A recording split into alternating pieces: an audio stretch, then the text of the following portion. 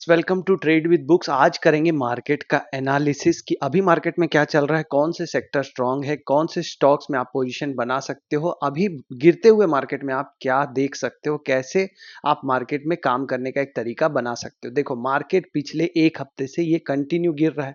अब इसके रीजन ढूंढने की कोई जरूरत नहीं है। जब भी मार्केट गिरता है तो उसके रीजन ढूंढने नहीं लग जाना है, हमें ये देखना है कि आगे क्या करना है। रीजन जान के वैसे भी हमें कोई काम नहीं आएगा, क्योंकि जो लॉन्ग टर्म इन्वेस्टर है उसके तो वैसे भी रीजन का कोई मतलब नहीं, और जो ऑप्शन ट्रेडर है उसको तो चाहे मार्केट गिरे या बढ़े, दोनों ही डायरेक्शन में ट्रेड लेना आना चाहिए। तो हमें स्विंग ट्रेडिंग हो, इन्वेस्टमेंट हो, या तो ऑप्शन ट्रेडिंग हो, मार्केट का डायरेक्शन देख के कि क्यों गिरा ये जानने की कोई जरूरत नहीं है। अब क्या करना है, और गिरा है तो क्या क्या हमारे पास अपॉर्चुनिटी है, कौन से सेक्टर अभी भी स्ट्रांग है, कौन से स्टॉक अभी भी स्ट्रांग है, कैसे पता करें, वो सब सीखते हैं ताकि लॉन्ग टर्म में काम आए।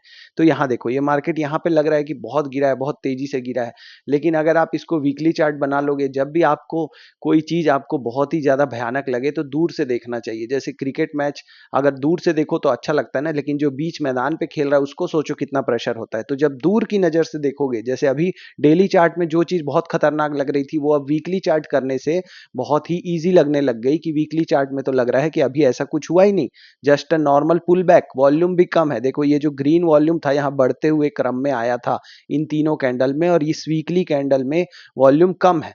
ये बात अलग है कि इस पिछली वीकली कैंडल ने पिछली ढाई कैंडल्स को, 2.5 कैंडल्स को खा लिया है। ऐसा पिछले बहुत टाइम से नहीं हुआ है। जब बहुत पहले जब यहाँ पे अक्टूबर 2021 में एक शॉर्ट टर्म करेक्शन आया था, 18600 से मार्केट करेक्ट होके 15200 तक गया था, तब ऐसा हुआ था कि लगातार 2 वीक की तक ये सेलिंग आई थी। और यहाँ पे देखो, यहाँ पे जो वीक बनते थे वो पिछले हफ्तों के कैंडल्स को पूरा इनगल्फ कर लेते थे, तो इसी को बोलते हैं बुलिश इनगल्फिंग कैंडल। वैसा अभी दिख रहा है, लेकिन अभी भी ऐसा कुछ नहीं हो गया है कि अभी बहुत घबराने की जरूरत है कि मार्केट यहाँ से क्रैश ही हो जाएगा। मार्केट की अपनी चाल है, पहले ऊपर जाता है, फिर साइडवेज होता है, फिर से ऊपर जाता है। अभी हमें देखना है कि कौन से सेक्टर स्ट्रांग है और उनमें पोजीशन लेनी है। सारे सेक्टर एक साथ कभी भी स्ट्रांग नहीं होते। वैसे भी जो ऑप्शन ट्रेडिंग करते हैं वो ये नहीं कि यहाँ जाके पुट खरीद लें, पहले देखना है कि अभी मार्केट में कौन से लेवल इंपॉर्टेंट है। तो यहाँ देखो, पहले देखते हैं वीकली चार्ट में। तो ये मैंने लगाया 50 day moving average. 50 day moving average आपको ओवरऑल मार्केट का एक अप ट्रेंड का डिफेंस लाइन होता है। ये वीकली चार्ट है। वीकली चार्ट में आप देखोगे तो वीकली चार्ट में हमें इसको कर लेना चाहिए 30 पीरियड। कभी भी आपको वीकली चार्ट में अगर ट्रेंड देखना हो तो आप 30 पीरियड मूविंग एवरेज लगा के देखो।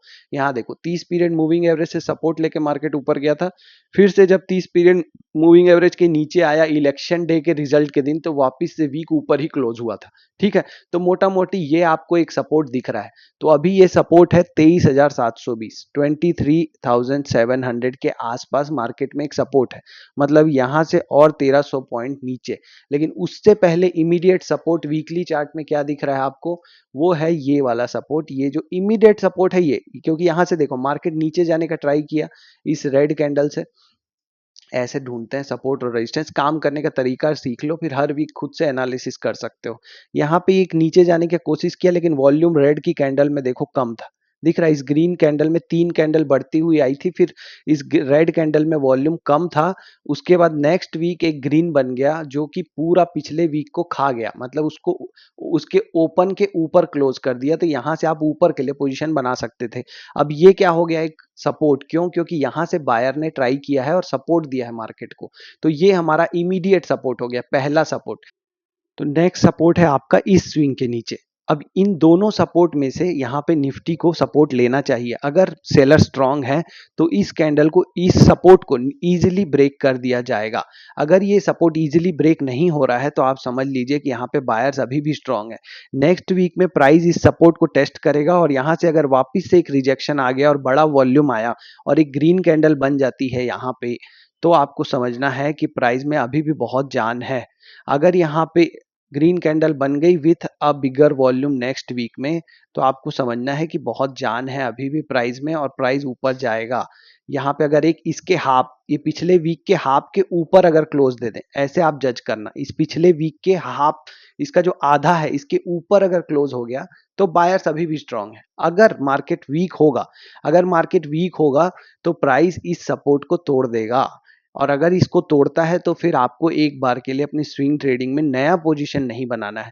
जो पोजीशन आप लेके बैठे हैं उसको आप जज करेंगे कि प्राइस अभी सपोर्ट ले रहा है या रेजिस्टेंस। अगर रेड कैंडल इसको इजीली ब्रेक करके क्लोज दे देती है नेक्स्ट वीक में और फिर से एक रेड कैंडल बनती है तो आपको वेट करना पड़ेगा। अगर इससे भी ज्यादा बड़ा वॉल्यूम आ गया नेक्स्ट वीक में तो फिर सेलिंग कंटिन्यू हो सकती है। ठीक है, अब इसको हम चलते हैं डेली चार्ट में देखने के लिए कि डेली चार्ट में ये कैसे दिख रहा है। अब इसको जब आप डेली चार्ट कर दोगे तो 30 पीरियड मूविंग एवरेज को तो ये निकाल चुका है नीचे की तरफ। दो सपोर्ट आपको दिख रहे हैं। अब डेली चार्ट में हम इसको बना लेते हैं 50 period moving average. 50 period moving average लगाएं तो लगभग वहीं पे है। अब यहाँ से देखना है कि यहाँ पे प्राइस रुकता है कि इस सपोर्ट को तोड़ के नीचे आ जाता है। हमने ये सपोर्ट जो ड्रॉ किए हैं ये वीकली चार्ट पे देख के ड्रॉ किए हैं। तो प्राइस अगर यहाँ पे सपोर्ट लेता है तो प्राइस जो ये शार्प सेलिंग आया है तो अब आप ये एक्सपेक्ट मत कीजिए कि प्राइस बिल्कुल से रिवर्स हो जाएगा सीधा सीधा यहाँ से ऊपर की तरफ। प्राइस ऐसे तो रिवर्स नहीं होने वाला। यहाँ से आप अगर ये एक्सपेक्ट कर रहे हैं कि प्राइस यूं ऊपर चला जाएगा तो ऐसा नहीं होने वाला। यहाँ से ऊपर जाके अगर प्राइस को ऊपर जाना है तो पहले जो लो बनाएगा जब दोबारा नीचे आएगा तो उस लो से पहले ही प्राइस ऊपर चला जाएगा। तो आपको जैसे ही फिर ये वाला फिर से ड्रॉ करता हूं मैं ताकि आपको क्लियरली समझ में आए। प्राइस यहां से इसको सपोर्ट लेगा, जब इसको टेस्ट करेगा तो या तो ब्रेक कर देगा या वापस से एक पुल बैक आएगा। जब ये पुल बैक आएगा तो आपको देखना है कि वॉल्यूम क्या है। जो इस पुल बैक में जो वॉल्यूम आएगा अगर वो वॉल्यूम कम होगा, अगर वो वॉल्यूम ग्रीन कैंडल्स का कम होगा तो आपको समझना है कि प्राइस वापस से नीचे आके ब्रेक करने वाला है। अगर यहाँ पे वॉल्यूम ज्यादा आए, यहाँ पे वॉल्यूम अगर ज्यादा आए तो प्राइस जब यहाँ पे नीचे आएगा तो इस लो को ब्रेक नहीं कर पाएगा और प्राइस ऐसा ऊपर चला जाएगा। तब जब ये वाला पॉइंट ब्रेक होगा तब आपको ट्रेड लेना है इस पॉइंट पे, यहाँ पे ऊपर के लिए। ये है हमारा प्लान। ठीक है, ये हो गया ऑप्शन के लिए प्लान करने का। अब बात आती है कि स्विंग के लिए कैसे प्लान करना है। तो स्विंग के लिए मैं आपको बताता हूँ कि कौन से सेक्टर स्ट्रांग है, उनमें आप जाके पोजीशन अभी भी बना सकते हो। ऐसा नहीं है कि अभी निफ्टी गिर रहा है तो मैं पोजीशन नहीं बनाऊंगा। जब तक कि निफ्टी अभी पिछले स्विंग लो को इसको ब्रेक ना कर दे आपको कोई डरने की जरूरत नहीं। अगर यहाँ स्विंग लो को ब्रेक कर दिया तो आप नया पोजीशन मत बनाइएगा जब तक कि प्राइस वापस से एक हायर हाई हायर लो ना बनाने लग जाए।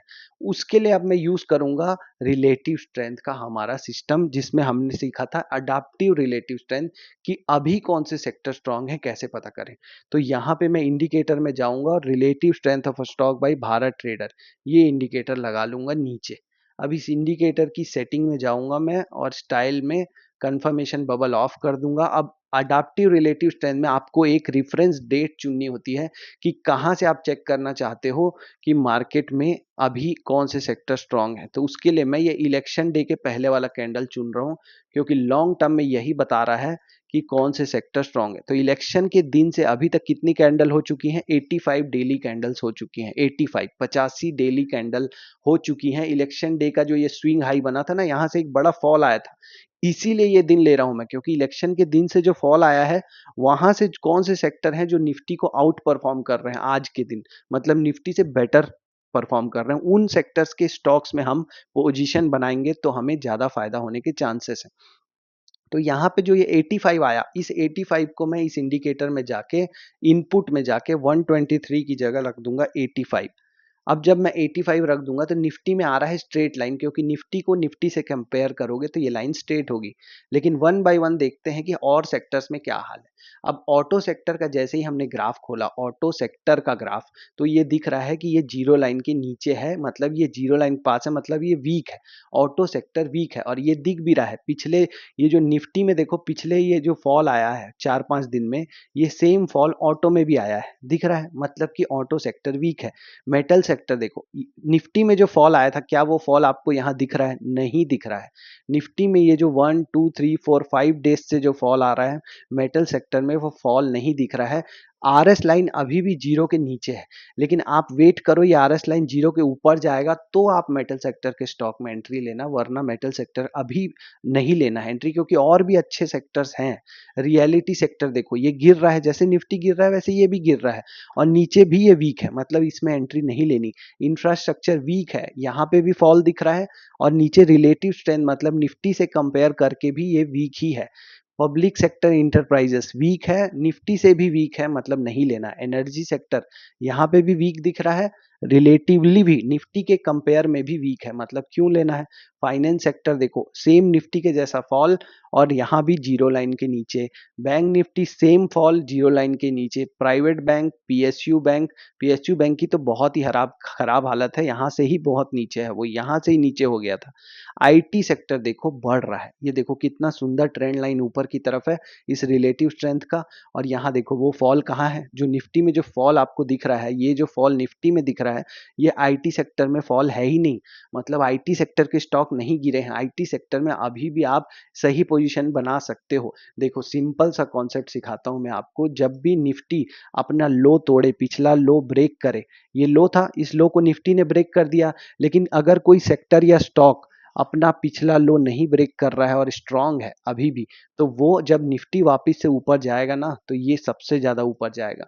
इसलिए यहाँ पे जो ये तेजी दिख रही है आपको, इस तेजी को समझो। निफ्टी से ज्यादा स्ट्रांग है आईटी सेक्टर, तो अगर पोजीशन बनानी है तो पहला सेक्टर है आईटी सेक्टर। दूसरा सेक्टर एफएमसीजी, देखो ये फॉल उतना नहीं दिख रहा जितना निफ्टी में दिख रहा है। निफ्टी में जो ये फॉल है ये दिख रहा है, एफएमसीजी में उतना फॉल नहीं है। आईटी बहुत स्ट्रांग है, लेकिन एफएमसीजी भी स्ट्रांग है। एफएमसीजी यहाँ से ही स्ट्रांग है, इस लाइन से, इस डेट से एफएमसीजी स्ट्रांग है और अभी भी स्ट्रांग है। फार्मा सेक्टर देखो, ये भी आईटी के जैसे ऊपर की तरफ है, मतलब रिलेटिवली निफ्टी से ज्यादा स्ट्रॉन्गर, यहाँ भी फॉल नहीं दिख रहा है। तो हमें दो सेक्टर तो बहुत अच्छे मिले हैं, आईटी और फार्मा, और एफएमसीजी भी ठीक ठाक है। कंजप्शन सेक्टर भी देखो ऊपर की तरफ है बहुत टाइम से, तो कंजप्शन सेक्टर आप देख सकते हो। मीडिया वीक है। अब यहाँ पे हम देखेंगे कि जो हमने अच्छे सेक्टर देखे हैं, आईटी और एफएमसी, फार्मा और कंजप्शन, इनमें कौन से स्टॉक हैं जो अभी अच्छा परफॉर्म कर रहे हैं। तो अगर आप जाके अब वन बाय वन चार्ट अगर आप जब देखोगे, तो आपको पता चल जाएगा कौन से चार्ट में कौन से स्टॉक्स मतलब स्ट्रांग है। जैसे आप देखो ये डिक्सन टेक्नोलॉजी, ये आपको फॉल दिख रहा है क्या यहाँ पे कहीं भी, जो निफ्टी में फॉल आया नहीं आया ना। तो निफ्टी में जो फॉल आ रहा था तब ये स्टॉक अपने लो को होल्ड करके रखा है, अपने लो को तक भी नहीं आया, जबकि निफ्टी अपने लो तक आ चुका है। तो ये स्टॉक तो अपने पिछले लो तक नहीं आया, ये यहीं पे मंडरा रहा है, मतलब ये है आपका strong stock Dixon technology. Colgate Palmolive देखो, इसमें एक ही कैंडल में फॉल आया है, जबकि निफ्टी पिछले 5-6 कैंडल से गिर रहा है। ये रिलेटिव स्ट्रेंथ लाइन भी अप ट्रेंड में है, दिख रहा है यहाँ पे, ये अप ट्रेंड, इस अप ट्रेंड में है, मतलब कि कोलगेट पामोलिव भी स्ट्रांग है। ऐसे अब ये लाल पैथ लैब देखो, ये क्या था, ये फार्मा का स्टॉक है। अभी आपने देखा कि फार्मा सेक्टर स्ट्रांग है, और यहाँ जब निफ्टी पिछले 5 दिन से जब गिर रहा था, तो ये स्टॉक ऊपर बढ़ रहा है, देखो दिख रहा है, 4 दिन से ऊपर बढ़ रहा है, जबकि निफ्टी पिछले 5 दिन से नीचे गिर रहा है।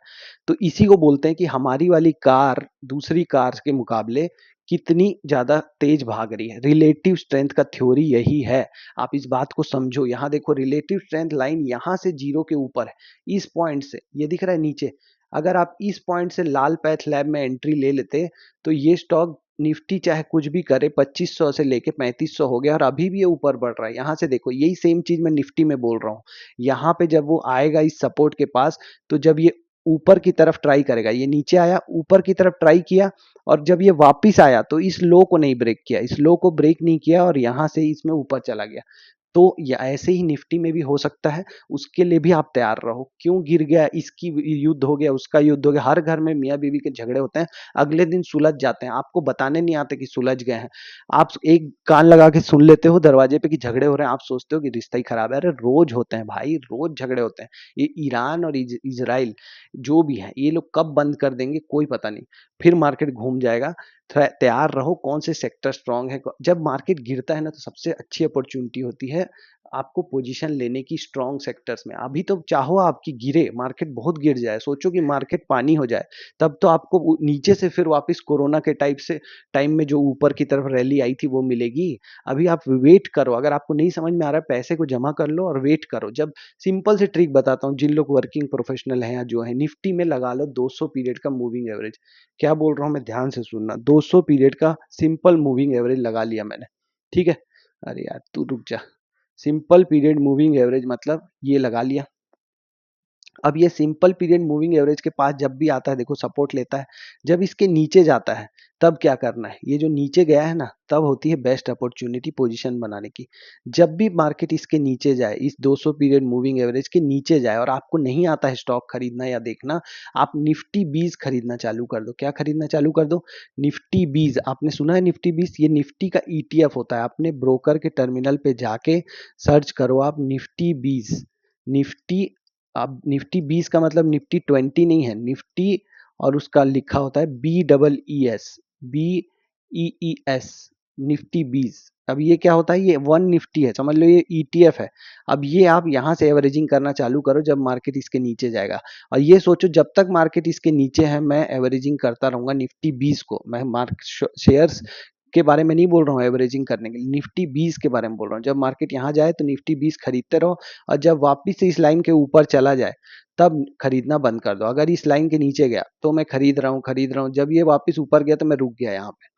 ठीक है, तो ये क्या होगा, निफ्टी 20 जब आप खरीदोगे तो निफ्टी पे तो आपको भरोसा है ना कि वापस ऊपर जाएगी। वैसे ही जब ये मार्केट यहाँ नीचे आ जाए 250 मूविंग एवरेज के नीचे, 200 मूविंग एवरेज के नीचे, तो स्टॉक्स बहुत ही चीप वैल्यू में मिलते हैं, सही वैल्यू में मिलते हैं एकदम। तो आप तो विश करो कि मार्केट नीचे आए। जो लोग स्विंग ट्रेडिंग करते हैं उनको मैंने बता दिया कैसे स्ट्रॉन्ग सेक्टर, स्ट्रॉन्ग स्टॉक्स देखना है और उन्हीं में पोजीशन बनाना है।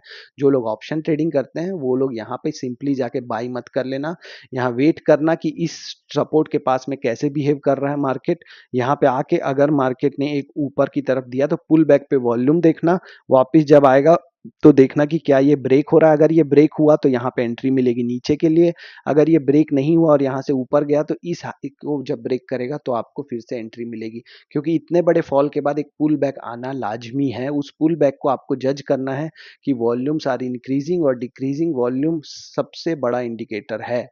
जब यहाँ पे देखो प्राइस, जब ये प्राइस ऊपर जा रहा था यहाँ पे, तो ये जब कैंडल बनी, ये जो बड़ी, ये प्राइस ऊपर जा रहा है, यहाँ से प्राइस ऊपर जा रहा है, ये जो कैंडल बनी इसमें वॉल्यूम देखो, बहुत बड़ा वॉल्यूम आया लेकिन प्राइस ऊपर नहीं बढ़ पाया। इससे क्या संकेत मिलते हैं कि इस कैंडल में बहुत सारे सेलर्स ने पोजीशन बनाई, बायर्स को रोक के रखा कि ऊपर जाने नहीं देंगे। इसीलिए इससे पता चलता था कि इसके ऊपर स्टॉप लॉस लगा के एक कॉल बेचो, उसके ऊपर का कॉल खरीदो। सिंपल पोजीशन है। ऑप्शन बाइंग मैं रिकमेंड नहीं करता, क्योंकि ऑप्शन बाइंग में बहुत लॉस होता है। ऑप्शन सेलिंग सीखो। अगर ऑप्शन करना है तो, स्विंग ट्रेडिंग करना है तो यहाँ पे कुछ नहीं हुआ है अभी ऐसा कुछ। अगर यहाँ से सपोर्ट लिया मार्केट तो वापस चला जाएगा, अगर इसको ब्रेक किया यहाँ नीचे तो भी हमारे पास बहुत से ऐसे सेक्टर्स हैं जिनमें पैसे अभी भी बन रहे हैं। आप कहीं भी जाके पैसे नहीं लगा सकते। अब वो सिचुएशन नहीं रही कि मार्केट नीचे से ऊपर जा रहा है तो आप किसी भी सेक्टर में पैसे लगाओगे बन जाएंगे। पर्टिकुलर देख के स्ट्रॉन्ग सेक्टर में पैसे लगाने पड़ेंगे जहां पे हमारा रिलेटिव स्ट्रेंथ का ये जो कॉन्सेप्ट है ये काम आएगा। ठीक है, ऑल द बेस्ट। अगले हफ्ते फिर से लाएंगे मार्केट एनालिसिस। और कोई टॉपिक पे चाहिए तो कमेंट करके बताइएगा। All the best.